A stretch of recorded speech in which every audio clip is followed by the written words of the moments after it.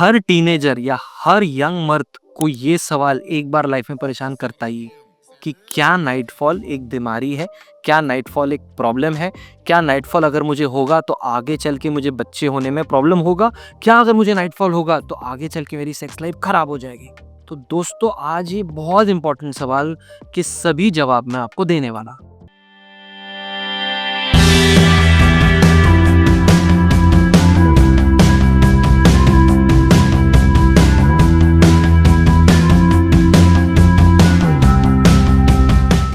नमस्कार दोस्तों, मैं डॉक्टर सागर मुंदड़ा, साइकाइट्रिस्ट और सेक्सोलॉजिस्ट मुंबई और महाराष्ट्र के कई जगहों पे प्रैक्टिस करता हूँ और ऑल ओवर इंडिया हम ऑनलाइन पेशेंट्स देखते हैं। तो आपको कोई भी मेंटल हेल्थ इशू है या फिर आपको सेक्सुअल हेल्थ इशू है तो प्लीज़ हम तक रीच आउट कीजिए। आज हम बात कर रहे हैं कि जो नाइट फॉल है, क्या ये एक बहुत बड़ा प्रॉब्लम है। तो सबसे पहली चीज़, नाइट फॉल दोस्तों एक नेचुरल चीज़ है जो लाइफ में हर मर्द ने कभी ना कभी एक्सपीरियंस की है।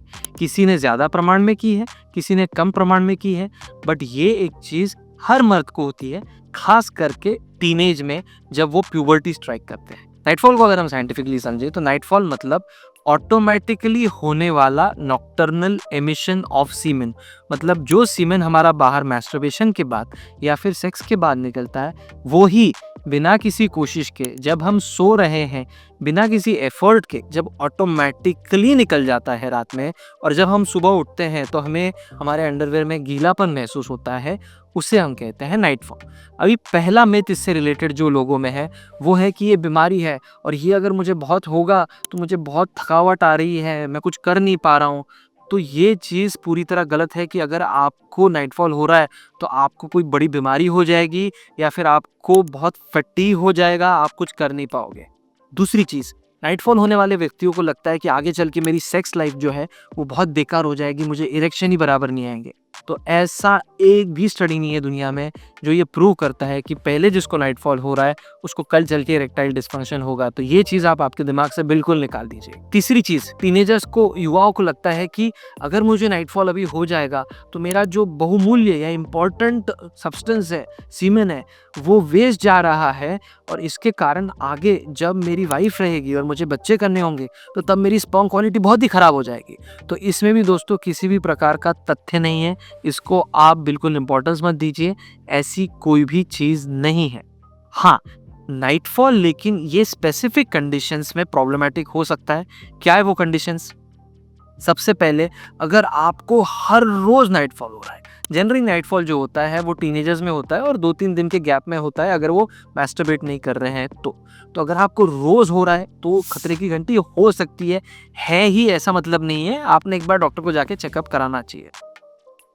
दूसरी चीज़, अगर नाइटफॉल होने के बाद आपको लग रहा है कि आप इतने ज़्यादा टायर्ड हो जाते हो कि आप उठ भी नहीं पाते, आप डेली दिनचर्या जो होती है एक 18-20 साल के युवक के लिए, उसमें से आप कुछ भी नहीं कर पाते, तो एक खतरे की घंटी है। नाइटफॉल तो मुझे लगता नहीं कोई प्रॉब्लम निकलेगा, लेकिन शायद आपको हीमोग्लोबिन डेफिशिएंसी हो सकती है, आपको विटामिन डेफिशिएंसी हो सकती है। जो आपको लग रहा है कि जो थकावट आ रही है वो नाइटफॉल से आ रही है, वो एक्चुअली दूसरे कारण से आ रही है। तीसरी कंडीशन, जब आप रेगुलरली सेक्स कर रहे हैं, आप डेली सेक्स कर रहे हैं, फिर भी अगर आपको नाइटफॉल हो रहा है तो ये थोड़ी चिंता का विषय हो सकता है, आपने डॉक्टर को दिखाना चाहिए। और आखिरी चीज़, अगर आपकी उम्र बहुत बढ़ गई है, मतलब आप 35 ही क्रॉस कर लिए हो, after 35 if you are still having very regular nightfall, तो इसमें थोड़ा कंसर्निंग हो सकता है। ये होता भी है तो कोई बहुत बड़े खतरे की घंटी नहीं है, कोई बहुत बड़ा चिंता का विषय नहीं है, बट आपने एक बार चेकअप करा लेना चाहिए। तो अगर हम इन समरी समझे तो नाइटफॉल एक नेचुरल प्रक्रिया है, किसी को ज़्यादा होती है, किसी को कम होती है। इसके लिए हमने बहुत ज़्यादा टेंशन नहीं लेना चाहिए। हम कितने पेशेंट्स देखते हैं, खास करके 18 से 25 साल के युवक जो हमारे पास आते हैं और बोलते हैं कि मेरी तो लाइफ तहस-नहस हो गई, रोज़ रात को मुझे ये हो रहा है या मुझे हर हफ्ते 1-2 बार ये होता है, आगे चल के मैं कैसे करूँगा? अपने आप खुद का टेंशन बढ़ा लेते हैं, एंग्जायटी बढ़ा लेते हैं, डिप्रेशन में चले जाते हैं। तो दोस्तों ये वीडियो आपके दोस्तों से शेयर कीजिए और याद रखिए कि ये इतना बड़ा प्रॉब्लम नहीं है जितना आप उसको समझ रहे हैं।